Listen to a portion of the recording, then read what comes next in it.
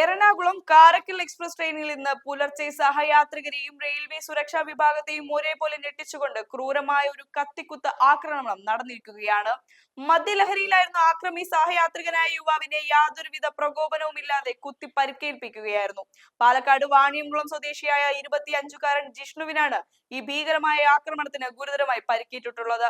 ചോര വാർന്ന നിലയിൽ ജിഷ്ണുവിനെ ഉടൻ തന്നെ അടുത്തുള്ള ആശുപത്രിയിൽ പ്രവേശിപ്പിച്ചു.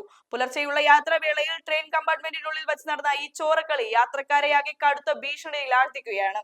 പോലീസ് പ്രാഥമിക അന്വേഷണത്തിൽ നിന്നും ലഭ്യമാകുന്ന വിവരങ്ങൾ പ്രകാരം പ്രതി പൂർണ്ണമായും മദ്യലഹരിയിലായിരുന്നു എന്നാണ് വ്യക്തമാക്കുന്നത്.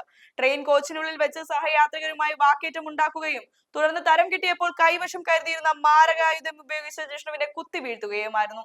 റെയിൽവേ സുരക്ഷാ മാനദണ്ഡങ്ങളെല്ലാം കാറ്റിൽ പറത്തിക്കൊണ്ട് ലഹരി വസ്തുക്കളും മാരകായുധങ്ങളുമായി അക്രമികൾക്ക് എങ്ങനെ സുഗമമായി ട്രെയിനിൽ യാത്ര ചെയ്യാൻ സാധിക്കുന്നു എന്ന ഗുരുതരമായ ചോദ്യമാണ് ഈ സംഭവം ഉയർത്തുന്നത്.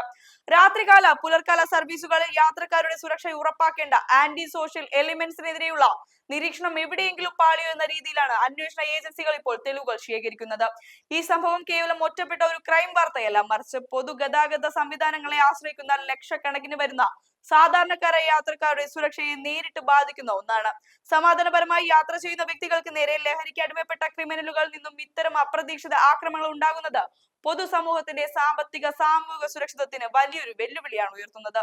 കുടുംബങ്ങളുമായി രാത്രികാലങ്ങളിൽ യാത്ര ചെയ്യുന്ന സാധാരണ പൗരന്മാർക്ക് ഇന്ത്യൻ റെയിൽവേ നൽകുന്ന സുരക്ഷാ ഉറപ്പുകൾ എത്രത്തോളം ഫലപ്രദമാണ് എന്നതിലേക്കാണ് വിരൽ ചൂണ്ടുന്നതാണ് എറണാകുളം കാരക്കൽ എക്സ്പ്രസിലെ ഈ ചോരക്കളി.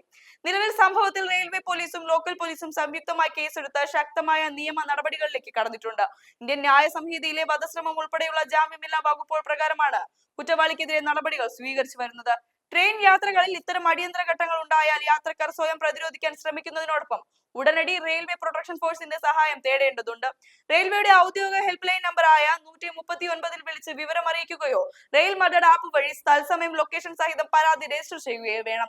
കമ്പാർട്ട്മെന്റുകളിലെ അലാറം ചെയിൻ വലിച്ച് ട്രെയിൻ നിർത്തി സുരക്ഷാ ജീവനക്കാരുടെ അടിയന്തര ശ്രദ്ധ പിടിച്ചുപറ്റാനും യാത്രക്കാർ മടിക്കരുത്. നമ്മുടെ കുടുംബത്തിന്റെയും സുരക്ഷിതമായ യാത്രകൾക്കായി ഇത്തരം സുരക്ഷാ അലർട്ടുകളും നിയമവശങ്ങളും കൃത്യമായി മനസ്സിലാക്കേണ്ടത് ഓരോ പൗരന്റെയും കടമയാണ്. ട്രെയിനുകളിലെ ലഹരി മാഫിയയ്ക്കും അക്രമങ്ങൾക്കെതിരെ ശക്തമായ നിയമനിർമ്മാണം ഉണ്ടാക്കാൻ ഈ ഇൻവെസ്റ്റിഗേറ്റീവ് റിപ്പോർട്ട് പരമാവധി ആളുകളിലേക്ക് എത്തിക്കേണ്ടതുണ്ട്. നിങ്ങളുടെ സുഹൃത്തുക്കളുടെയും ബന്ധുക്കളുടെയും സുരക്ഷിതത്വത്തിനായി ഈ നിർണായക വിവരങ്ങൾ ഇപ്പോൾ തന്നെ ഷെയർ ചെയ്യുക. കൂടുതൽ നിയമ സുരക്ഷാ വാർത്തകൾക്കായി ഈ ചാനൽ ഇപ്പോൾ തന്നെ ഫോളോ ചെയ്യുക.